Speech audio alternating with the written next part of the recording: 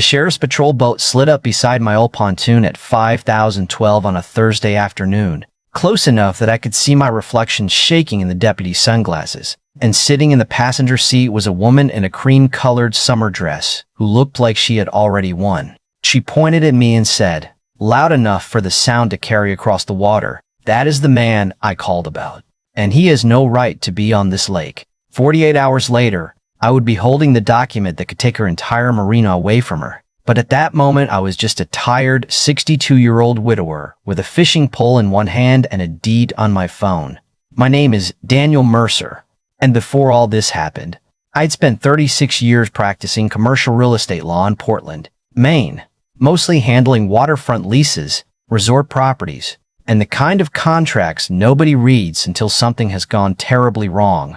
I had retired the year before, not because I was ready, but because my wife Laura died during a sailing accident off Montegan Island. And after that, everything I had built my life around began to feel like furniture in a house nobody lived in anymore.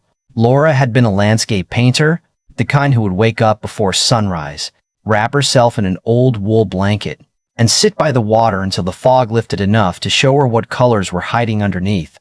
She loved Alderwick Pond more than any place we ever owned, rented, visited, or dreamed about. It was 27 acres of spring-fed water in western Maine, surrounded by pine forest and granite, with a weathered farmhouse on the north shore that my great-grandfather had built in 1927. After Laura died, I moved back there because it was the only place where missing her did not feel like drowning. It still hurt, but it hurt quietly. There is a difference. My family had owned the pond for nearly a century. The original deed did not just include the shoreline. It included the lake bed, the water rights, and every cove from the old cedar dock to the marsh at the southern end. My grandfather used to say we did not own the water in the way a man owns a chair. We were responsible for it in the way a man is responsible for a promise. In 2003, my father sold 76 acres on the eastern shore to a developer who built a private community called Silver Pine Shores. The buyers were granted access to swim, fish, and launch small boats, but the pond itself remained private property. A year later, the Silver Pine Homeowners Association asked my father for permission to build a modest 12-slip marina on 4 acres near the eastern cove. He agreed to a 50-year ground lease for $1 a year, mostly because he wanted to be a decent neighbor. I drafted the agreement myself. At the time, the board consisted of retired teachers, a dentist from Augusta, a church organist, and a former state game warden who cared more about nesting loons than property values. They built a wooden dock, a tiny bait shed, and a snack counter that sold grilled cheese sandwiches on Saturdays for almost 15 years. It worked exactly the way my father hoped it would. Then the original residents started moving away or dying, and the next wave came in with money, architects, and strong opinions about what counted as appropriate lakeside living. The wooden dock became a concrete floating marina. The bait shed became a 2-story clubhouse with glass walls, a private dining room, and a valet stand nobody in western Maine had asked for. The woman on the sheriff's boat was Cassandra Vale, president of the Silver Pine Shores HOA. She had moved there from Connecticut in 2020 with her husband, Nolgan, who sold luxury vacation properties and spoke about square footage the way some men speak about religion. Cassandra had been elected on a campaign to protect community standards, which sounded harmless until you realized community standards meant whatever Cassandra wanted on any given Tuesday. She restricted the Marina restaurant to approved residents, raised slip fees 3 times, banned fishing boats she considered unattractive, and hired a private lake patrol consisting of one retired insurance adjuster in a skiff with an amber light bolted to the roof. I knew who she was before she knew who I was. Her picture appeared in every HOA newsletter forwarded to my law office, usually standing beside a flower arrangement or holding a giant pair of ceremonial scissors. We met once at a general store 2 weeks after I returned to the farmhouse. She looked at my muddy boots, my faded jacket, and the old pickup outside, then gave me the kind of polite smile people use when they have already decided you are temporary. I did not correct her. Grief had taken away my interest in introducing myself to people who did not ask. The afternoon she called the sheriff. I had taken my father's 1991 pontoon out for the first time in 4 years. The upholstery was cracked, the motor coughed in cold weather, and one corner of the canopy leaned slightly lower than the others. But that boat had taught both my children how to fish. I motored to the center of the pond, shut off the engine, and sat there listening to the water tap against the aluminum hull. For the first time in months, I felt something close to peace. Then Cassandra arrived with Deputy Miles Rourke. He was young, maybe 27, and looked uncomfortable before he even spoke. "Sir," he said, "Mrs. Vell has reported an unauthorized vessel operating on community waters. Do you have your registration and marina permit?" I asked him one question. Did she identify herself as acting on behalf of the Homeowners Association? Cassandra answered before he could. "Of course I did. Someone has to protect this community." I opened the deed on my phone and held it toward the deputy. He read the first page, then the legal description, then looked slowly from me to Cassandra. "Ma'am," he said, "this appears to be privately owned water." Cassandra laughed once, sharp and humorless. "That is absurd. We have 60 homes here." Deputy Rohr stepped toward the stern and called his supervisor. While he waited, Cassandra kept staring at her phone, acting as though the outcome was just paperwork catching up with her authority. When the deputy returned, he apologized to me and said the matter was civil. Cassandra finally looked directly at me. "Mr. Mercer," she said, "regardless of whatever old document you have, residents expect order here. You will need to register that boat with my office before using the lake again." I reeled in my line, started the engine, and said nothing. She mistook silence for surrender, which was the first mistake. Her second was making the complaint in her official capacity. That evening, I sat at my father's kitchen table with a cup of coffee and the 2004 Marina lease open in front of me. Outside, fog settled over the eastern cove, the same view Laura had been painting before she died. I turned to section 12.6, a clause I had written 20 years earlier after my father told me, "Danny, be generous, but never write a contract that rewards a bully." The clause said that any official legal action, law enforcement complaint, or interference by the HOA against the owner's lawful use of the pond would constitute a material breach. If the breach was not cured within 30 days, the lease could be terminated, and every improvement on the property would revert to the landowner without compensation. I read it 3 times. Then I called my former partner, Jonathan Pierce, at home. He answered with, "You only call this late when someone has done something stupid." I looked through the kitchen window at the marina lights glowing across my pond and said, "Jonathan, pull the Alderwick file first thing in the morning. The HOA president just called the sheriff on the man who owns the water, and I think she may have accidentally given me her clubhouse." Jonathan was in the office before 7 the next morning, which did not surprise me because he had spent 30 years treating bad contracts like house fires. And by 7:26, he was reading section 12.6 back to me over the phone in that slow, careful voice lawyers use when every comma has teeth. When he finished, there was a pause. Then he said, "Danny, either Cassandra Vale is the unluckiest HOA president in Maine or she has never read the lease that keeps her clubhouse standing." I told him she had done more than call the sheriff. She had ordered me to register my boat with her office and claimed authority over the pond in front of a county deputy, all while acting as president of the association. Jonathan let out a low whistle and said, "I will have the default notice ready by noon. Do you want a soft letter or a real one?" I looked across the water at the glass clubhouse catching the morning sun and said, "Send the one you would send if somebody insulted your mother at Thanksgiving." The notice went out that afternoon by certified mail, courier, and email to every HOA board member. It stated that the association had materially breached the ground lease by initiating a law enforcement complaint against the owner over his lawful use of the pond, by interfering with his quiet enjoyment, and by claiming regulatory authority it did not possess. The association had 30 days to cure, which meant withdrawing the complaint, acknowledging my ownership rights in writing, ending all unauthorized patrol activity, and confirming that my family could use every marina facility without restriction. If they failed, the lease would terminate and all improvements would revert to me. Cassandra signed for the envelope on Friday morning at 10:43. At 10:51, she sent an email to the board calling the notice a pathetic intimidation tactic from an unstable widower who was emotionally attached to outdated documents. She copied the marina manager, the restaurant supervisor, and, by mistake, a woman named Evelyn Shaw. Evelyn was 71, had served as HOA secretary for 12 years, and had known my father since the days when the marina snack counter still sold worms in paper cups. At 11,007, Evelyn forwarded Cassandra's email to me with one sentence beneath it. "Daniel, I think it is time you saw what she has been doing." I called her immediately. Evelyn spoke in the calm, dry tone of a woman who had spent 40 years teaching middle school science and had long ago stopped being impressed by loud adults. She said Cassandra had taken control of the board 4 years earlier by filling vacant seats with friends, limiting access to financial records, and holding emergency votes over video calls scheduled when older members were unavailable. Evelyn had objected repeatedly, so Cassandra removed her from the finance committee and told residents she was confused by modern accounting. Evelyn was not confused. Evelyn had copied everything. That afternoon, she arrived at my farmhouse in a red Subaru with 2 cardboard file boxes in the back seat and a blueberry pie on the passenger floor because, as she explained, nobody should discuss fraud without something to eat. We carried the boxes into the kitchen, and, for the next 6 hours, the table where my mother once rolled biscuit dough became a crime scene built out of invoices, meeting minutes, bank statements, and handwritten notes. The first thing we found was a consulting company called Bale Waterfront Strategies, owned by Nolan, Cassandra's husband.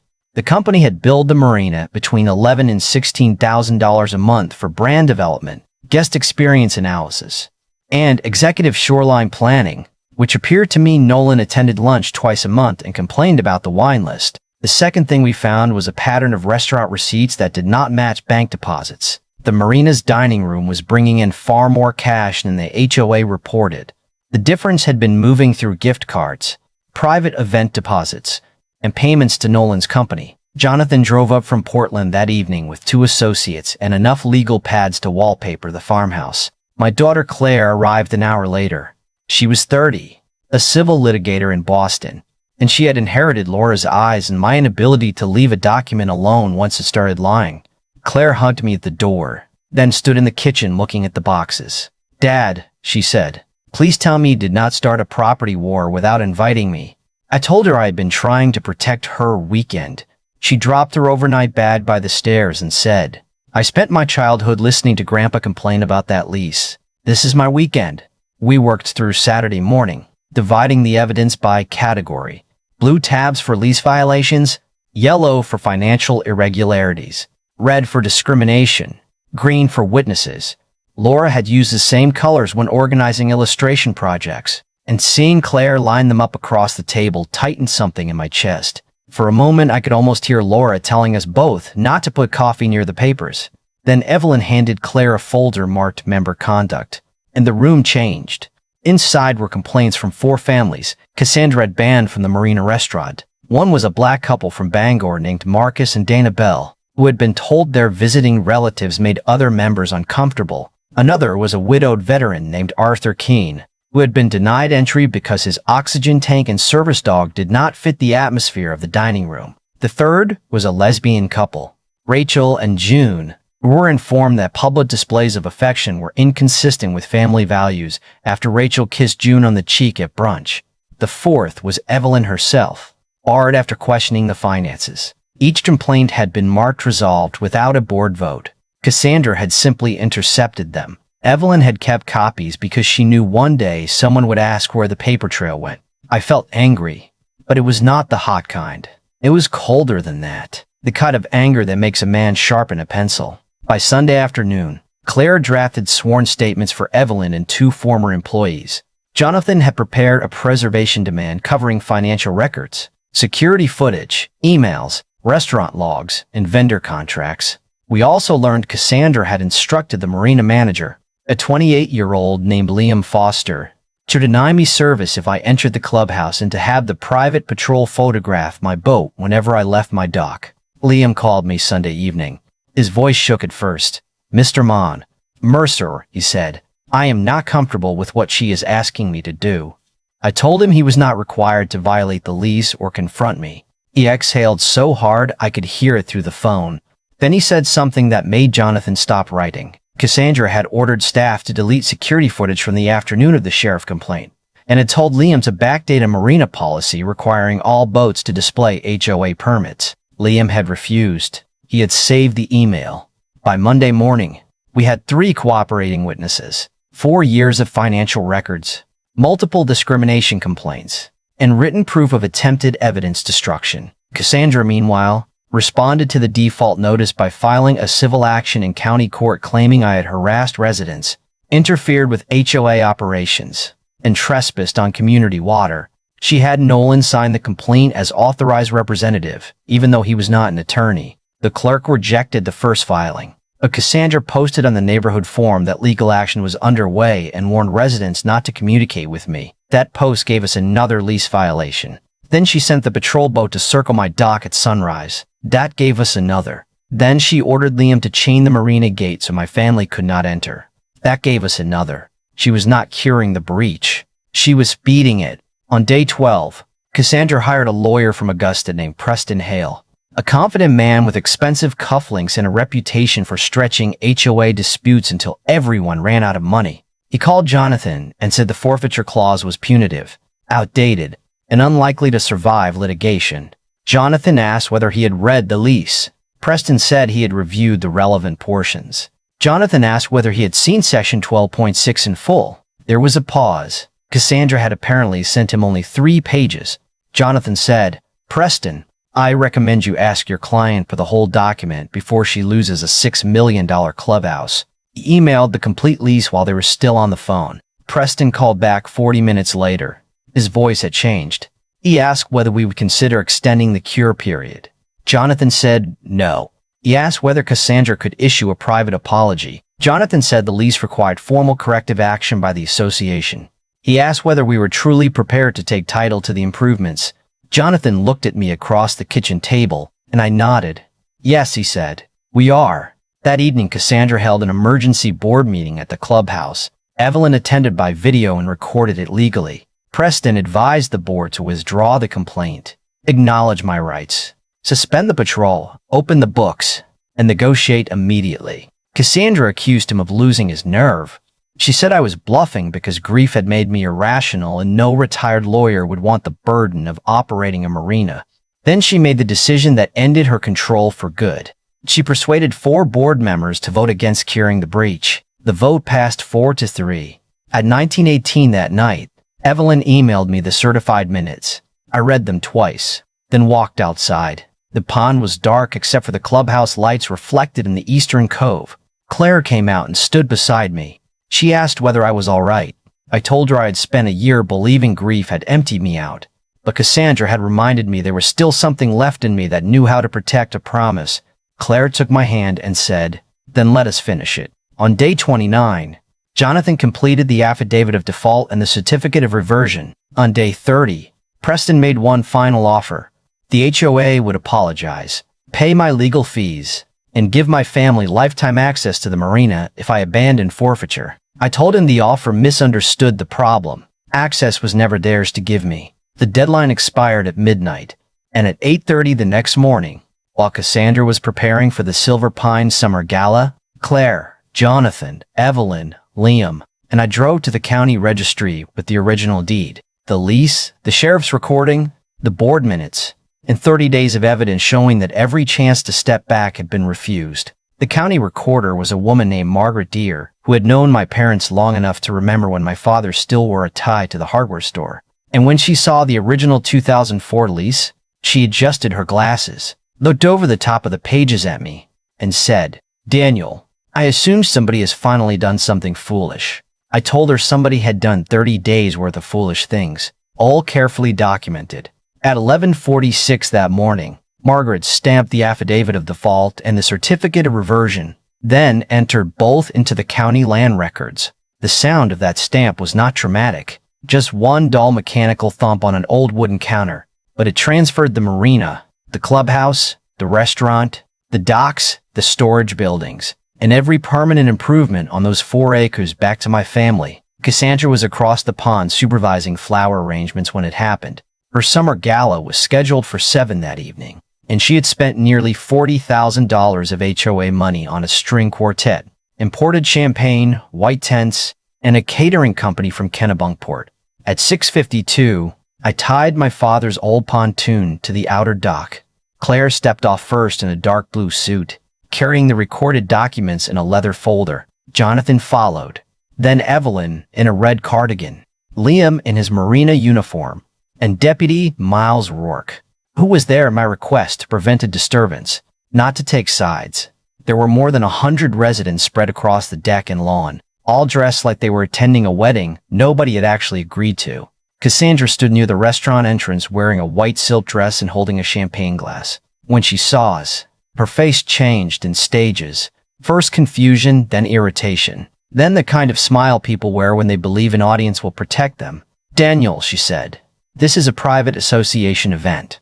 You are specifically instructed not to enter the Marina property." I looked at Liam. Liam unlocked the gate. Cassandra's smile disappeared. I said, "Cassandra, at 11:46 this morning, the ground lease was terminated under Section 12.6. Following your association's failure to cure multiple material breaches, the certificate of reversion has been recorded. This property now belongs to me." She laughed, but the laugh came out too quickly. "That is not how property law works."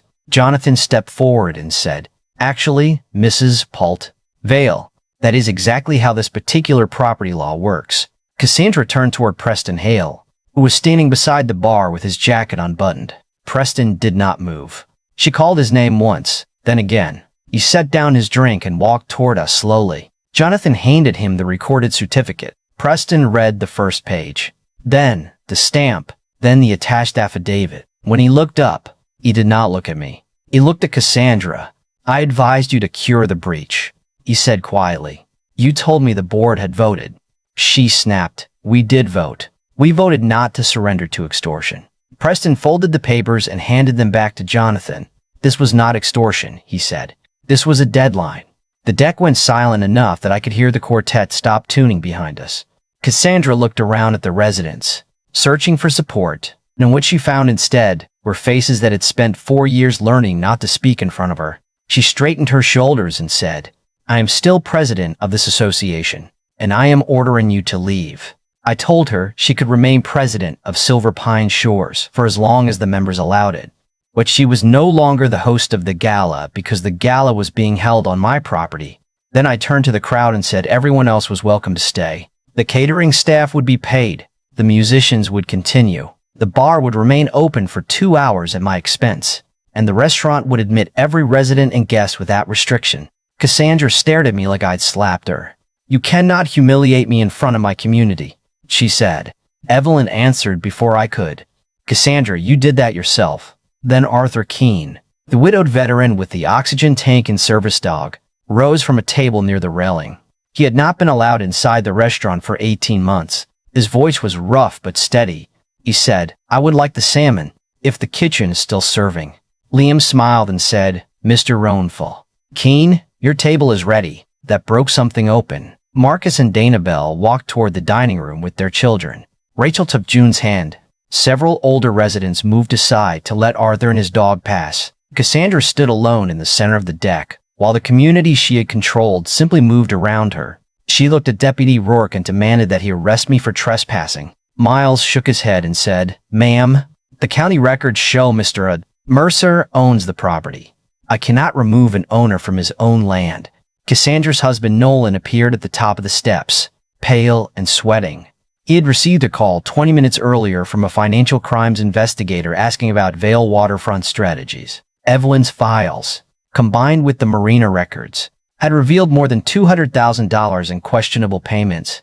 Nolan whispered something to Cassandra. She hissed at him to be quiet. She said it again, louder this time. "We need to leave." Cassandra did not leave gracefully. She accused the board of betrayal, Preston of incompetence, Evelyn of theft, Liam of disloyalty, and me of exploiting my wife's death for sympathy, which was the one sentence that nearly made me forget every lesson my father ever taught me about restraint. Claire touched my arm before I answered. I looked at Cassandra and said, "Laura has nothing to do with your choices, but she is the reason I still care what happens to this place. You turned a family lake into a private throne. I am taking the throne apart."